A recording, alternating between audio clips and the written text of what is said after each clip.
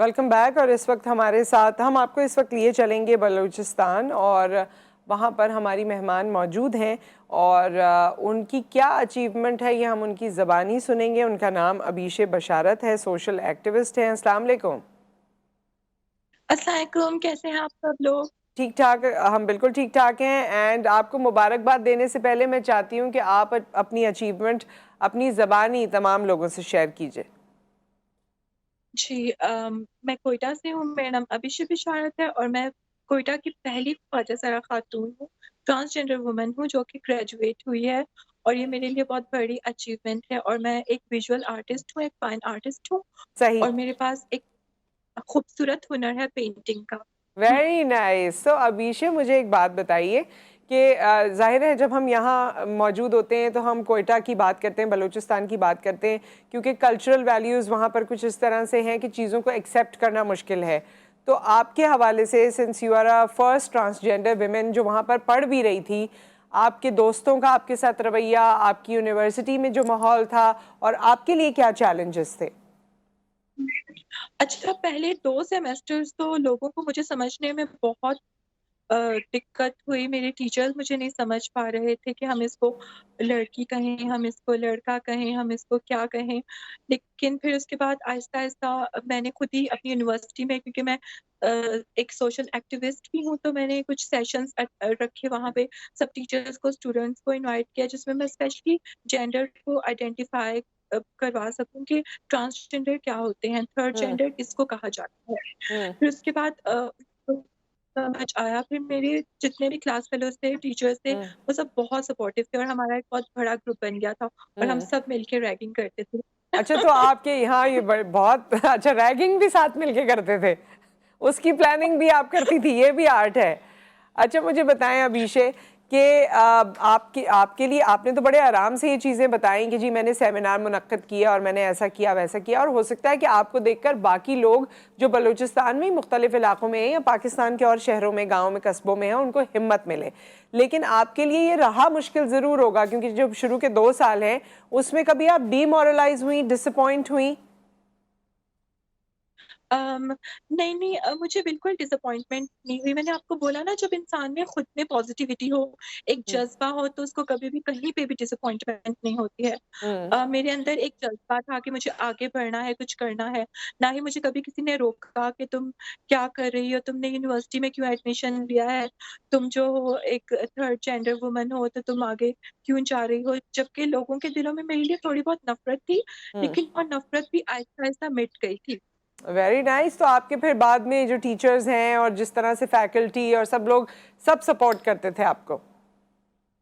جی بالکل، سب مجھ سے بہت پیار کرتے تھے اور مجھے ایک اسپیشل پروٹوکول دیا جاتا تھا. میری ہمیشہ بات سننے کے لیے وی سی بھی ریڈی ہوتے تھے، پرو وی سی بھی ریڈی ہوتے تھے، یونیورسٹی کی ایڈمن بھی ریڈی ہوتی تھی. یونیورسٹی کا تو نام بھی ہمیں بتائیے نا بھائی، تاکہ اور بھی لوگ جو ہیں ان کو وہ اگر اس بارے میں سوچ رہے ہیں اعلیٰ تعلیم حاصل کرنے کے حوالے سے، تو ان کے ایڈمیشنز اور باقی جو ایجوکیشن کا پروسیس ہوتا ہے انہیں سمجھ میں آئے کہ یہ یونیورسٹیز موجود ہیں جو ان کو سپورٹ کریں گی، یہ ایڈمیشن پروسیس ان کے لیے آسان ہوگا قدرے. جی، میں Balochistan university of information technology and management sciences کی اسٹوڈنٹ ہوں. اور بلوچستان میں وہ یونیورسٹی فیمس ہے بیوٹمس نام سے، اور بلوچستان کی بیسٹ یونیورسٹیز میں سے ہے وہ.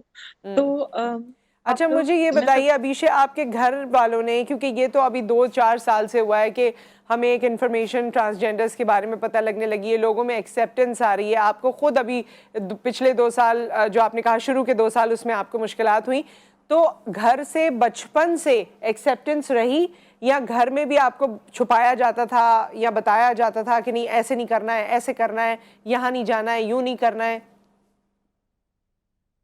دیکھیے، وہ تو آپ کو پتا ہے سوشل نارمس ہمارے یہی ہیں. ہماری فیملی بھی اسی کلچر کا حصہ ہے، تو وہ بھی اسی طرح روک ٹوک کرتی تھی. لیکن میں نے پروو کیا کہ میں بھی باقی بچوں کی طرح قابل ہوں اور میں بہت آگے جا سکتی ہوں. تو مجھے روکا نہ جائے، مجھے اڑنے دیا جائے. سب سے اور میں زیادہ جو آپ کا کرنا، سپورٹر کون تھا، بہن بھائیوں میں یا والدین میں، جو سب سے شروع سے آپ کا ایک سپورٹر ہوتا ہے نا انسان کا؟ وہ تھی میری ماما. انہوں نے مجھے ہمیشہ سپورٹ کیا. انہوں نے کہا بیٹا تم کچھ بھی کرو، تم نے اپنی ایجوکیشن کمپلیٹ کرنی ہے اور تم جتنا پڑھ سکتی ہو لائف میں پڑھائی کرو. تو اور آگے جاب کیا کی پلان ہے ٹینشن، ابیشے آپ کا؟ میں پارلیمنٹیرین بننا چاہتی ہوں، میرا یہ بہت ویری دلی سپنا نائس. ہے۔ اچھا، اور یہ پارلیمنٹیرین بننے کے لیے گول کیا ہے ذہن میں، کہ کرنا کیا چاہتی ہیں آپ پارلیمنٹیرین بن کے؟ میں اسپیشلی مارجنلائز کمیونٹیز کے لیے کام کرنا چاہتی ہوں، کیونکہ میں دیکھ رہی ہوں، میں خود بھی اس چیز کا حصہ رہ چکی ہوں، تو میں دیکھتی ہوں کہ کتنی مشکلات جھیلی ہیں ہماری کمیونٹی نے، اور بھی کمیونٹیز ہیں تو جن کو ہم لوگوں نے مارجنلائز کر دیا ہے، جن کو ہم لوگ پوچھتے بھی نہیں ہیں، تو میں اسپیشلی ان کے لیے کام کرنا چاہتی ہوں۔ تو واٹ نیکسٹ؟ ابھی تو آپ نے میڈیا اسٹڈیز کی ہیں، آگے آپ نے کیا کرنا ہے، اور پھر کس طرح سے سوچا ہے کہ میں پارلیمنٹیرین بن سکوں گی؟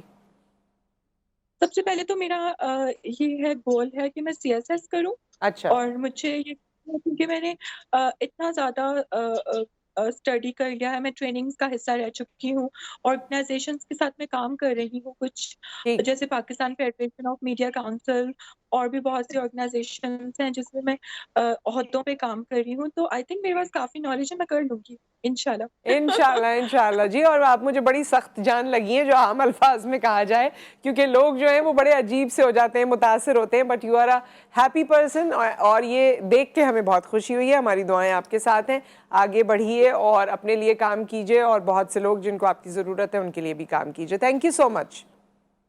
تھینک یو سو مچ، اللہ حافظ۔ اللہ حافظ. سو یہ تھی ابیشے، اور اب ہم آپ کو واپس کراچی لے آئے ہیں، اور کراچی میں اس وقت ہمارے ساتھ ہماری رپورٹر زمزم موجود ہیں. السلام علیکم زمزم، کیسی ہیں آپ؟ اللہ کا کرم، آپ کیسی ہیں؟ میں بالکل ٹھیک ٹھاک ہوں، اور ہمیشہ کی طرح زمزم ہمیشہ ہی بہت ڈفرینٹ قسم کی سٹوریز کو کور کرتی ہیں. سٹوریز کیا، ہماری زندگی کے حقائق ہیں.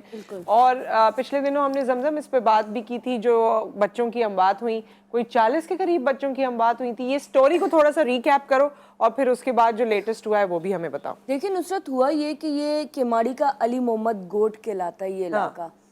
یہاں پر 40 تو نہیں، 40 تو خیر بہت زیادہ ہے، 19 اموات 19. اب اچھا. تک ہو چکی ہیں. پہلے تو یہ سمجھ نہیں آ رہی تھی کہ اموات 20 ہیں، 19 ہیں یا 18 ہیں، کیونکہ محکمہ صحت 16 ظاہر کر رہی تھی، جبکہ علاقہ مکین کہہ رہے تھے کہ 19 18 ہوئی ہیں. اچھا، وہ تشویشناک حالت میں تھے جی جی باقی. جی جی. ٹھیک ہے. تو پھر ہوا یہ کہ جب پتہ کیا تو فائنلی محکمہ صحت بھی علاقہ مکینوں کی بات سے متفق ہو گئی ہے، اور 2 روز پہلے ہی جو ہے ایک 3 سال کا بچہ وہاں پر اس کی بھی ڈیتھ ہو گئی. افسوسناک واقعہ بڑا پیش آیا. تو اب 19 جو ہے یہ فگر بتایا گیا. لیکن بہت ہی بڑی ایک عجیب سی بات یہ ہے کہ 2 ہفتے گزر گئے. ٹھیک ہے، 14 دن ایک کوئی کم وقت نہیں ہوتا. 14 دن گزر جانے کے بعد اب تک وجہ نہیں پتہ چل سکی کہ ان کی جو موت تھی اس کی وجہ کیا تھی. کیونکہ جب سروے کیا گیا، جب سیپا کی ٹیم آئی ہے، انوائرمنٹ والوں کی ٹیم آئی ہے، تو انہوں نے جب وہاں سے زراعت ہوا کے لیے تو انہیں پتہ چلا کہ یہاں پر کسی قسم کا کوئی زہریلی گیس جو ہے اس کے ذرات موجود نہیں ہے، یا وجہ جو ہے ان کی موت کی یہ نہیں بنی. آپ خود بھی ایک عقل رکھتی ہیں، آپ خود یہ دیکھیں کہ اگر فیکٹریز ایک ہفتہ پہلے بند ہو گئی، ٹھیک ہے، جیسے ہی یہ واقعہ ہوا اس کے ایک ہفتہ بعد فیکٹری بند ہو گئی، ایک ہفتے بعد آ کے ٹیم اگر سیمپل لے گی تو کیا فائدہ ہوگا؟ زراعت کہاں سے ملیں گے؟ 1-2 دن میں وہ چیز ہٹ جاتی ہے، تو ایک ہفتے بعد آپ اگر کر رہے ہیں تو پھر زراعت کہاں سے ملیں گے؟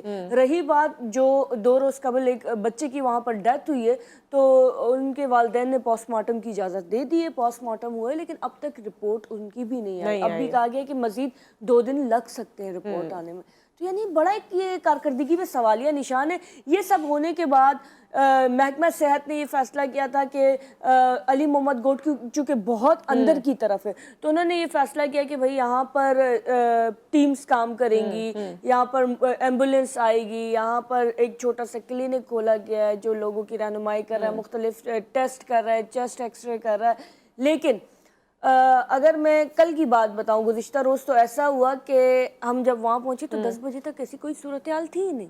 10 بجے تک ایمبولینس آئی ہی نہیں تھی، وہاں پر کوئی عملہ موجود ہی نہیں تھا.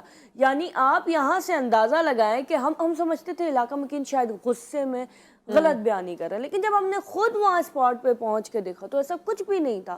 اور علاقہ مکین یہی کہہ رہے ہیں کہ جب تک میڈیا کی گاڑیاں ہوتی ہیں سارا عملہ یہاں پر ایکٹیو آپ کو دکھائی دے گا، لیکن جیسے ہی آپ لوگ اپنا کام کر کے نکلتے ہیں پیچھے سے یہ بھی گھر کے لیے نکل جاتا ہے. مطلب انسانیت بھی نہیں ہے. میں تو کہتی ہوں پروفیشن, میڈیا, یہ وہ سب چھوڑ دیں, انسانیت تو ہے نا. کسی کا بچہ مرتے ہوئے آپ دیکھتے ہیں, آپ کو انسانیت نہیں آپ کے اندر. یہی ہم جب میں نے رپورٹ کیا تھا تو وہاں پر ایک ہی گھر کے 4 لوگ مر گئے تھے, اور اس میں ایک لڑکا تو اس کی 2 ماہ قبل شادی ہوئی تھی. تو آپ یہاں سے اندازہ لگائیں کہ میں I was shocked at that time کہ یہ ہو کیا رہا ہے. اچھا, باقی لوگوں کو افیکٹ نہیں ہوا, کچھ لوگوں کو افیکٹ ہوا, چند ایک لوگوں کو افیکٹ ہوا, لیکن دیکھیں ابھی ہم کچھ کہہ نہیں سکتے کیونکہ 4 کیسز وہاں پہ خسرہ کی بھی رپورٹ ہوئے ہیں, تو ابھی ہم وجہ تو نہیں بتا سکتے. لیکن سب سے بڑا ایک سوالیہ نشان ہماری ضلع انتظامیہ پر بھی آتا ہے کہ ریزیڈینشل ایریا میں آپ انڈسٹریز کیسے بنا رہے ہیں. آپ یقین کریں کتنے رقبے پر قائم ہیں ایسی فیکٹریز. میں ایک فیکٹری میں جب گئی تو وہاں پر مطلب فیکٹری سیل کر دی گئی تھی. سیل کرنے سے 1 ہفتہ پہلے کام بند کر دیا گیا تھا. جب وہ چیز نوٹس میں آنے لگی کام بند ہو چکا تھا. لیکن جب میں 1 ہفتے بعد بھی اس فیکٹری میں قدم رکھ رہی ہوں تو اس طرح کی اسمیل آ رہی ہے کہ مجھ سے کھڑا ہونا مجھ سے برداشت نہیں ہو پا رہا تھا. اور آپ سوچیں کہ پتھر کو توڑ کر اسے پگھلا کر اس پتھروں سے خام لوہا تیار کیا جا رہا ہے بھٹی میں ڈال کے, تو یہ کام ریزیڈینشل ایریا کے ہے ہی نہیں. ٹھیک ہے, وہاں کی اسمیل سوچے 1 ہفتے بعد ایسی ہے, تو جب کام ہو رہا ہوتا ہے یا پھر مزدور ہوں گے تب یہ حالت کیسی ہوگی. تو کوئی وہاں جو فیکٹریز اس میں شاید انوالوڈ ہیں, جو ابھی تک نہیں پتا چلا, ان کی طرف سے کوئی آیا ہے کہ نہیں جی ہم نے کوئی ایسی چیز نہیں استعمال کی جو انسانی جان کو خطرہ ہو؟ ان کی طرف سے آیا ہے کوئی؟ فیکٹریز جو خطرناک فیکٹریز ہیں نا وہ چائنیز کمپنیز ہیں, وہ چائنیز کی ہے. تو ظاہر سی بات ہے انہیں اجازت تو ہم ہی دیتے ہیں نا. چائنیز کا تو اس میں کوئی قصور نہیں ہے. جگہ کون دے رہا ہے, اجازت کون دے رہا ہے. مطلب یہ تو ایک ہم کہہ ہی نہیں سکتے کہ میرے والد کو پتہ نہ ہو کہ گھر میں کیا ہو رہا ہے. یہ تو ایک ایسا سوال ہے کہ ضلع انتظامیہ کی ناک کے نیچے یہ تمام تر کارروائی ہو رہی ہے, اور ضلع انتظامیہ سے ہم جب سوال کرتے ہیں وہ کہتے ہیں نہیں اس پر ایکشن نہیں لیا جائے گا, سیل کیا جائے گا, جو ایک روایتی ان کی باتیں ہوتی ہیں ہمارے لوگوں کی. خیر یہ سب ہوا تو ایکشن تو سویابین والے واقعے کا نہیں لیا گیا جو آج سے 1.5-2 سال پہلے کی ہم بات کرتے اس میں کتنی اموات ہوئی تھی. آج تک اس کی وجہ نہیں پتہ چل پائی کہ وہ اموات آخر ہوئی کیوں تھی. تو آپ سوچیں یہ بھی, اور یہاں اتنی ہیپننگ ہے ہمارے ہاں کہ بس یہ 4 دن کی بات ہے اور اس کے بعد دوبارہ یہ انڈر دا کارپٹ ہوگا. آپ یہی دیکھیں نا کہ جیسے کہ اب حالیہ میں بات بتاؤں کہ میں پیٹرول ڈلوانے گئی تو ایک دم سے میں نے دیکھا کہ ریٹ ایک دم سے آ گئے نا. پہلے تو ایسے ہوتا تھا میں رات میں پتہ چلتا تھا ٹینکیاں فل ہو جاتی تھی, لائنیں لگ جاتی تھی.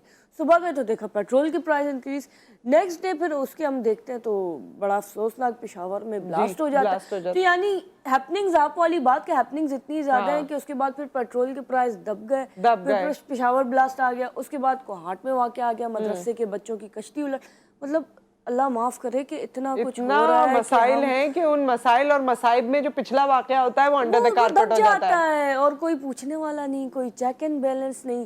یہ تو انہیں پتا نا کہ جس کے گھر سے, وہ کہتے ہیں جنازہ جتنا چھوٹا ہوتا ہے نا اتنا بھاری ہوتا ہے. صحیح بات. ٹھیک ہے, تو کئی بچے ایسے تھے, بہت دل دکھانے والی بات ہے یہ. بالکل, تو مطلب یہ دکھ ہوتا ہے. اللہ تعالیٰ ان کو صبر دے, اور ہم اپنے اس فورم سے کنڈولنس پیش کرتے ہیں. تھینک یو سو مچ زمزم, آپ ہمارے ساتھ موجود رہیں, اور آپ سے انشاءاللہ آگے بھی, ویسے میں یہ تو نہیں کہہ سکتی کہ کسی اچھی خبر کے ساتھ ملاقات ہوگی, کیونکہ رپورٹنگ کا آپ کا کام ہی یہی ہے کہ آبویسلی جو چیزیں ہیں ان سے پردہ یہ اٹھاتی ہیں.